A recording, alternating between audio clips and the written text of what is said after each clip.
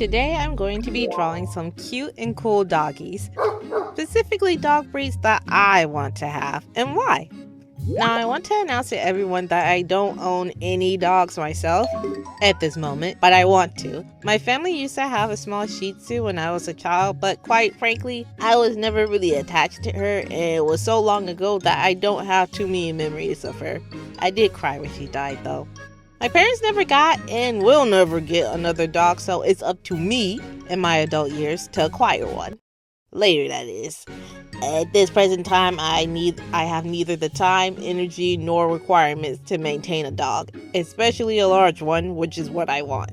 The plan is to get rich enough to be able to hire a daily dog sitter if needed, like to take him out to walk when I'm at work, and also a trainer, especially a trainer, because I want him to be trained from as soon as possible so that he'll listen and protect on command. The dog breed that I want is exceptionally enormous, and I don't want that mug straight barking at every other dog it sees unprovoked.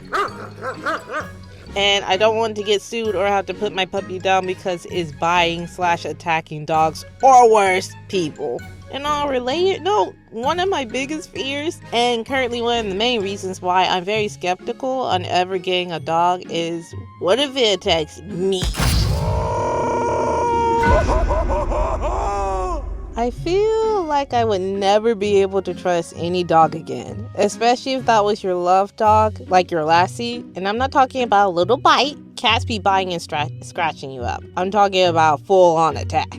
I don't know, maybe it's the internet that's scaring me. Like, I know it actually happens to people, but is it like plane crashes where it's super rare, as in the chances of a failed plane crash is literally 1 in 13.7 million. Yes, I did just look that up. But the news likes to focus on that 1%, but not even 1%, less than 1%, and fearmonger you into believing you can never step foot onto a plane in your entire life. But yes, babes, we do be praying over every flight that me, my family, or friends be going on, because at the end of the day, I don't care about what any percentage rate says. I care about what God says. Period! Because he will never leave me nor forsake me. But if it is my time to go, at least it'll feel like I'm going down on a roller coaster.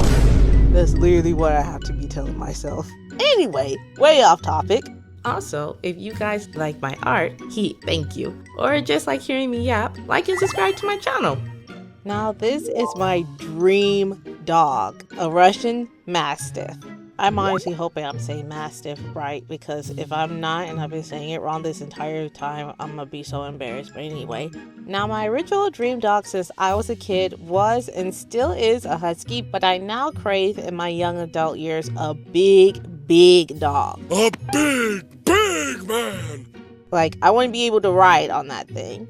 I'm not going to do that, guys, because I break his back, but y'all can't tell me you never tried to lay on top of your biggie dog and have him lift you up. I'll just have my kids ride on him. But I want a Russian Mastiff. Basically, I want whatever the largest dog breed in the world is.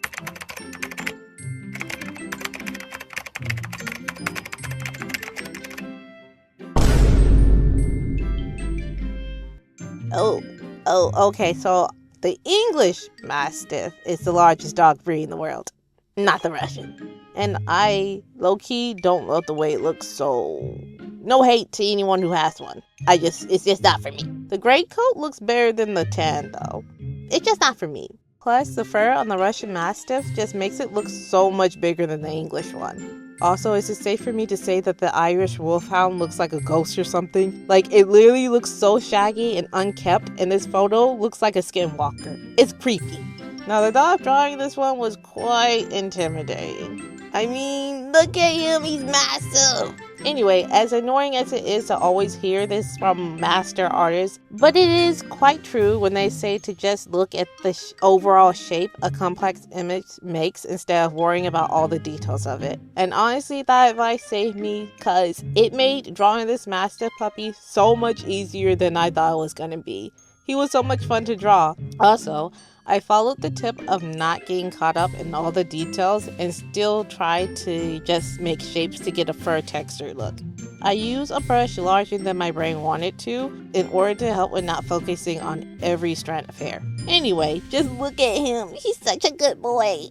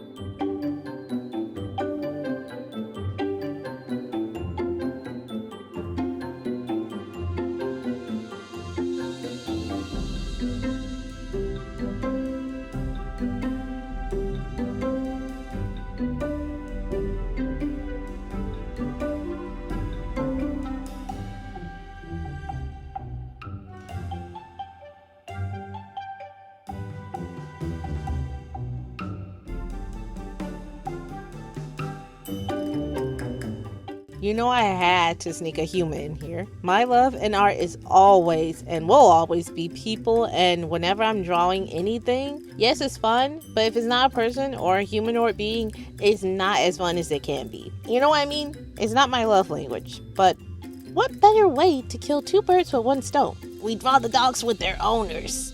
As I mentioned earlier, Huskies were the original dream dog, and I still want one. My favorite animals are wolves, and when I found out as a little child that you couldn't own wolves, I was devastated. I literally was, and I still remember feeling so sad and so disappointed. I think I even asked my parents why, and they're like, they're not like dogs, they will kill you. I'm like, oh, okay. I still want one. So I went for the closest thing I could get. Huskies remind me so much of wolves, and they are just so beautiful. The piercing blue icy eyes contrasting against the stark white and black fur is extraordinary. The brown coated ones are also so pretty too. I gotta have them both. I literally get so jealous, and I'm like, bruh, I envy the people that I see that have Huskies, because until I found out that someone was like, yeah, they're a lot of work and they love to run away. I'm like, bro, I ain't chasing after no animal. If you run away, you gone. Until I start crying.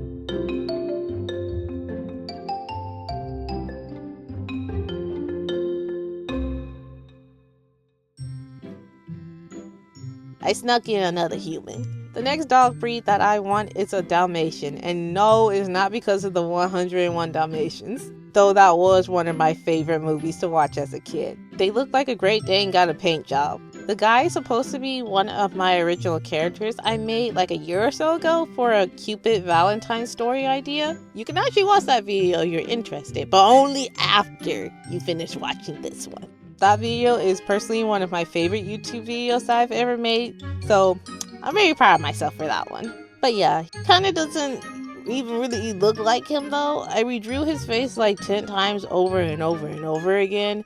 I wanted to just scratch the whole thing. In fact, I just couldn't seem to draw any type of face, to be honest. I think it was probably because of the angle, and I have been trying to draw dogs this entire time, so I guess when I'm trying to draw a person like a human, I'm like, what am I doing? But anyway, he's carrying his doggy in this dog carrier that I saw, and I thought it was just so funny and cute. Also, can I just say that I find it so funny whenever I ask someone what type of dog they have, and they just go like,